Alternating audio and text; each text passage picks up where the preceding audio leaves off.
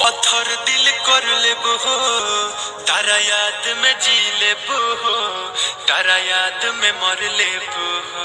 दिलवा के जख्म कसहूं हम रो रो के भर लेबो हो, तारा याद में जी लेबो हो, तारा याद में मर लेबो हो। तोहरे खानी ये रानी पत्थर दिल कर लेबो हो, तारा याद में जी लेबो हो, तारा याद में मर लेबो हो।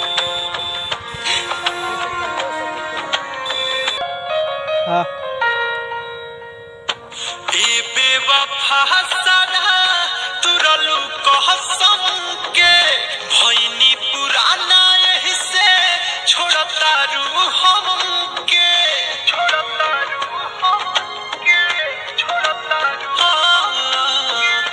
ए बेवफा सारा तुरलू कहसम के भइनी पुराना यही से छोड़ता रूह हमके, छोड़ता रूह हमके।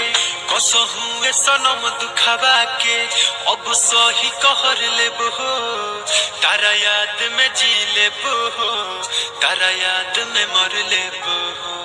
तोहरे खानी ये रानी पत्थर दिल कर लेबो हो, तारा याद में जी लेबो हो, तारा याद में मर लेबो हो।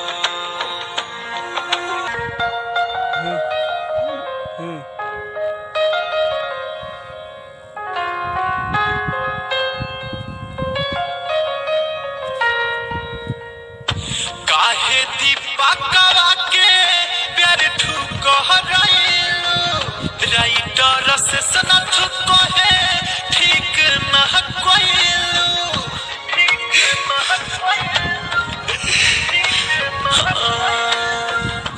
काहे दीपकवा के प्यार ठुकराइलू, राइटर मनोज कहे ठीक न कइलू, ठीक न कइलू। अब केहू से दिल न लगाएम, हम लिख के धर लेबो हो, तारा याद में जी लेबो हो, तारा याद में मर लेबो हो। तोहरे खानी ये रानी पत्थर